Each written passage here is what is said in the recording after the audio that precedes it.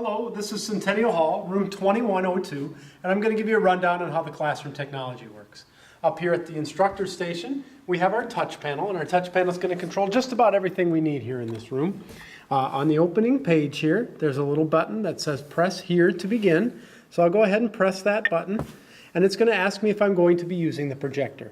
We'll go ahead and click yes, and that's going to power on the projector and bring the screen down out of the ceiling.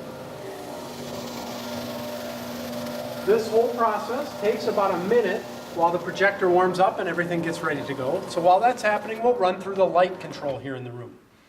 On the right-hand side of the touch panel are the 5 presets for our lighting in here. The top one is lights all on. Then we have our 2 lecture settings.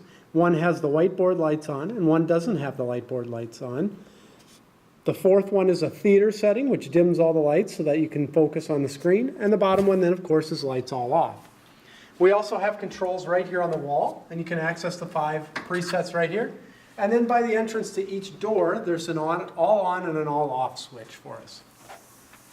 The next thing that we'll do is we can log into the computer. This computer is already logged onto, but the way that you do that is use your UWL information. So the first part of your UWL email address, and then you'll use your UWL net ID in order to log onto the computer. So you use your username will be the first part of your email address, and the password will be your UWL net ID.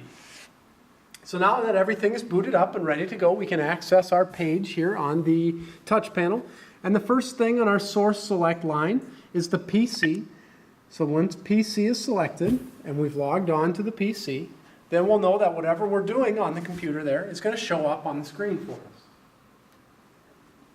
The next thing that we have are our 2 laptop selections. We have our VGA, or our regular laptop, and also an HDMI laptop selection. And all the connections that we need to get our laptop working are right here in the teacher station. Our HDMI cable is here, and our VGA cable is here. My laptop uses VGA. There's also a power supply. Sorry, I forgot to mention that. A power supply right in there so that you don't have to rely on battery. You can plug right into the desk.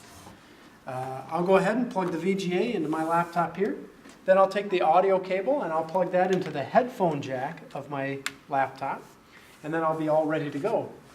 Then I'll hit the laptop button on the touch panel there. And that's going to switch my source to laptop. Now if your laptop doesn't show up on the screen, it's probably because your settings inside your computer aren't correct and they're not looking at an external monitor. And the way that you would do that is on a Windows machine is hold down the function key and hit the F8 key. My computer brings up a nice little menu. Some computers just go through these automatically, so you might have to tap that F8 key a couple times. I choose the duplicate mode so that whatever I'm doing on my laptop is going to show up on the screen for us. The next thing on our list here is a Blu-ray. If I hit the Blu-ray button, then the Blu-ray controls come up here. I can control anything on the Blu-ray right here from the touch panel. Our play, stop, rewind are over here, and our menu and our navigation controls are over here. There's a full screen video button if you wanted to preview what you're doing. You can get out of that by just pressing back.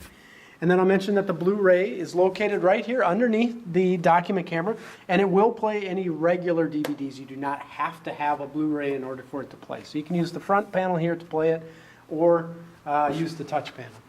And I'll also mention right now that this volume control knob is located right here. And since Blu-ray is selected, the volume will control the volume of the Blu-ray player. If PC was selected, the volume knob would change the volume of the PC. So whatever is selected on your source select is what the audio is going to be controlled by. So they're kind of tied together. So one of the quick troubleshooting things is if you're not hearing anything from your PC that you're playing, make sure it's selected on the source select, because you won't hear it unless it's selected. The next thing on our source select list is the document camera. It's located here on the right-hand side. If I press the power button in the back, we're going to get a blinking green light there. Once that light is a solid green, then we'll know the doc cam's ready to go. Our advanced controls are right up here by the camera. We have zoom in and zoom out using this little wheel. Autofocus and manual focus, and you'll want to leave that on autofocus unless you're doing something very active underneath the document camera. Once the document camera is ready to go, I press document camera on the touch panel. It takes just a couple of seconds for the document camera, and any source for that matter, to sync up with the projector and the different equipment. And then once it does, anything I do under the camera is going to show up on the screen for us. The last source that we'll talk about is this auxiliary source. I'll go ahead and press the auxiliary source and note that it gives me two different options, S-video or composite video, and both of those connections can be found back in that cable cubby that we talked about before. So if you had any device like a camera or an iPod or something like that that you wanted to hook up, bring the cables in and connect them this way, and then whatever device you have you can use to control it, and then our volume will control whatever it is if you hook that up. We do have a wireless microphone here in the room. And right on the top of the wireless microphone is the on-off switch.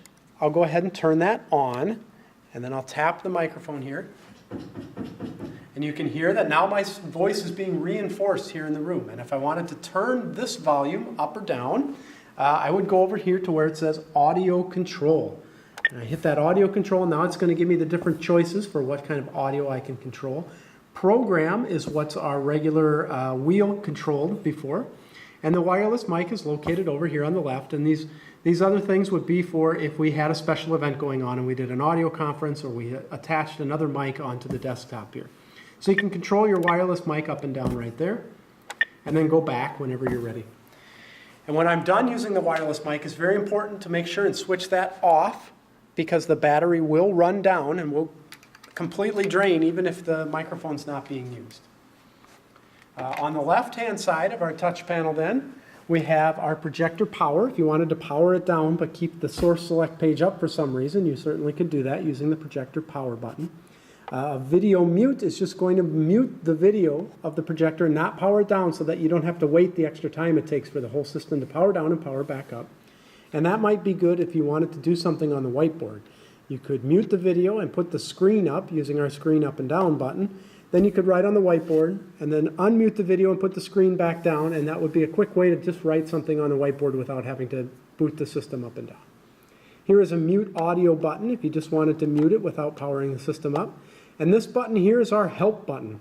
Help button is important because if I press it, it's going to give us the names and telephone numbers of the Academic Technology Services staff. And if you ever had any problems during class or had any questions, you'd dial one of those numbers and somebody would be there to assist you.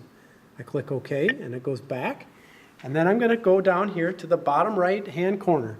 And whenever I'm done doing whatever I want to in the room, I'm going to make sure and hit this System Off button. Then it's going to ask me if I want to power the system down. I click Yes, and it puts the screen back up, and it turns the projector off. And that's very important. That's why we want to make sure and hit that System Down button, System Power Down button, because we'll save the life of the projector bulbs. So once again, if you ever have any questions or concerns or ever need training or have problems, please contact the Academic Technology Services staff. Thank you.